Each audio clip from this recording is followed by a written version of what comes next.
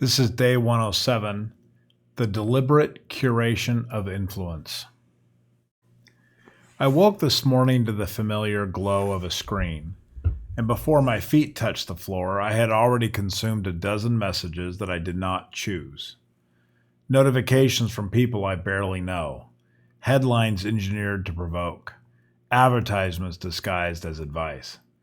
By the time I poured my first bowl of Cheerios, my mind had been shaped by forces I never invited, and I had not yet spoken a single word of my own. This is the condition we accept as normal. We move through our days as if we are passive recipients, as if the messages that arrive in our inboxes, feeds, and notifications are simply the weather. We complain about the storm, but we do not question why we are standing in it. We feel anxious, distracted, or angry, and we blame ourselves for lacking discipline. We rarely stop to ask what we are letting in and whether we choose it. The instinct when you recognize this pattern is to build walls. You delete apps, you turn off notifications, you create rules and filters. You imagine yourself as a fortress, repelling the siege of inputs that want to colonize your attention. This approach has merit. It acknowledges the problem. It takes the threat seriously, but it also traps you in a posture of constant defense. You spend your energy blocking, filtering, and resisting. You become the gatekeeper, inspecting every message for danger. This is exhausting. It turns your mental life into a tower defense game where the waves never stop coming and the only victory is survival. There is a better way, though it requires more effort at the beginning and more honesty about what you actually want. Instead of defending against the flood, you can choose to fill the space with inputs you deliberately select. You can become the curator of your own mind. This is not about building higher walls. It's about planting a garden and tending it with enough care that we'ds struggle to find room. The difference between defense and curation is the difference between saying no and saying yes. Defense is reactive.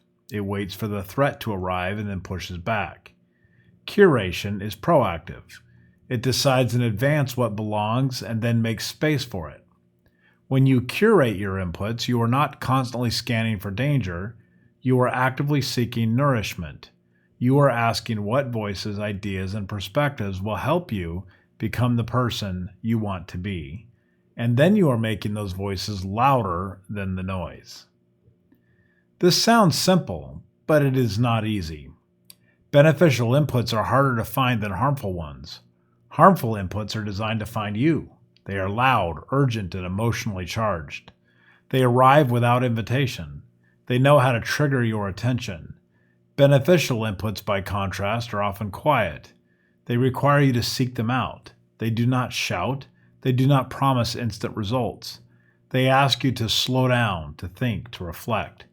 They reward patience, and patience is one resource most of us feel that we do not have. So we default to convenience. We consume what arrives rather than what we choose. We scroll through feeds curated by algorithms that know our weaknesses better than we do. We let other people set the agenda for our thoughts. We tell ourselves we will get to the good stuff later when we have more time, when things calm down. But things do not calm down. The noise does not stop, and later never comes. I have tried both of approaches. I've spent seasons in defense mode, blocking and filtering, trying to keep the chaos at bay. I have felt the relief of a quieter inbox and the satisfaction of fewer distractions. But I also have felt the creeping sense that I was still being shaped by what I was avoiding. My attention was still defined by the threats I was guarding against. I was not choosing what to focus on. I was only choosing what to ignore. Then I tried something different. I started asking what I wanted to let in. I made a list of sources that helped me think more clearly, act more wisely, or feel more grounded. I looked for writers, thinkers, and creators whose work would make me better. I subscribed to their newsletters. I set aside time to read their books. I followed their podcasts. I treated these inputs as appointments, not as optional extras. I gave them the same priority that I give to other meetings and deadlines. At first, it felt like one more thing to manage. I already had too much to do, and now I was adding more reading, more listening, more thinking. But over time, I noticed something shift. The space in my mind that had been occupied by reactive noise began to fill with ideas that I had chosen. The anxious hum of urgency started to quiet down a bit, and I still received the same flood of messages, but they no longer had the same power they once had. They arrived in a mind that was already full of better things. This is the hidden benefit of curation. When you fill your attention with inputs you selected, there's less room for inputs you did not select.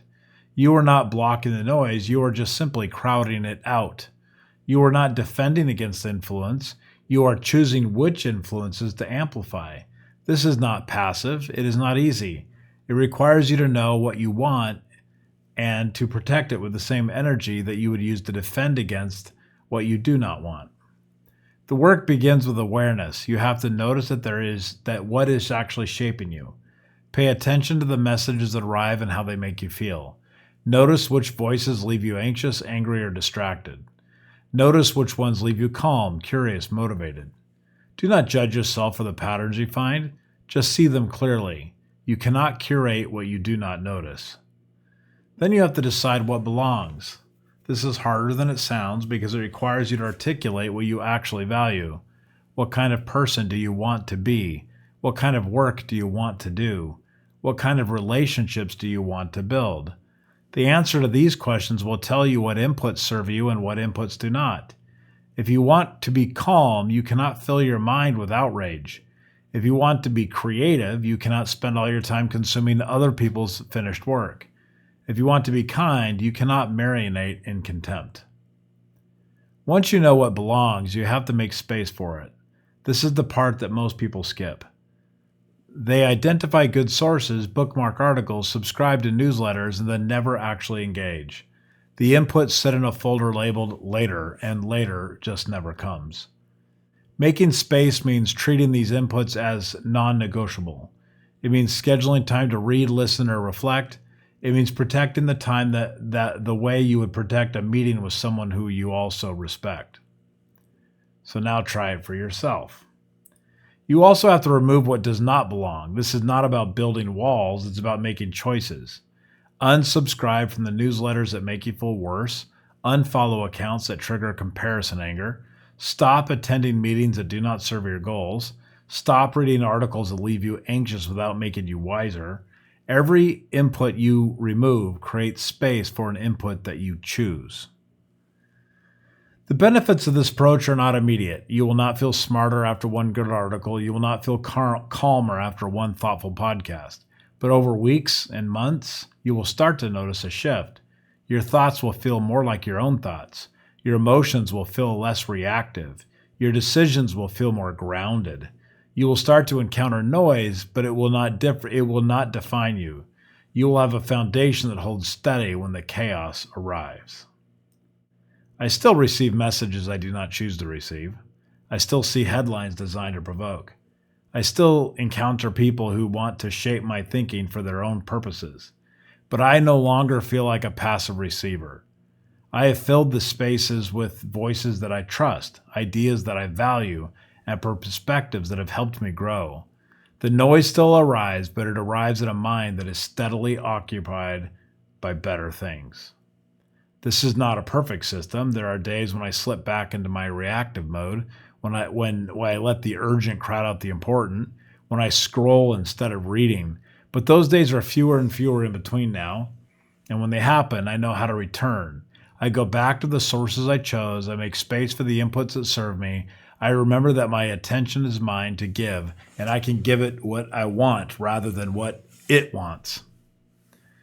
If you feel shaped by forces you did not choose, if you feel anxious, distracted, or overwhelmed by the flood of messages that arrive each day, consider this approach. Stop defending and start curating. Identify the sources that make you better. Make space for them. Protect that space. Let the good inputs crowd out the bad ones. You will not eliminate the noise, but you will reduce its power. You will not control what arrives, but you will control what stays. And over time, you will find that your mind actually feels more like your own.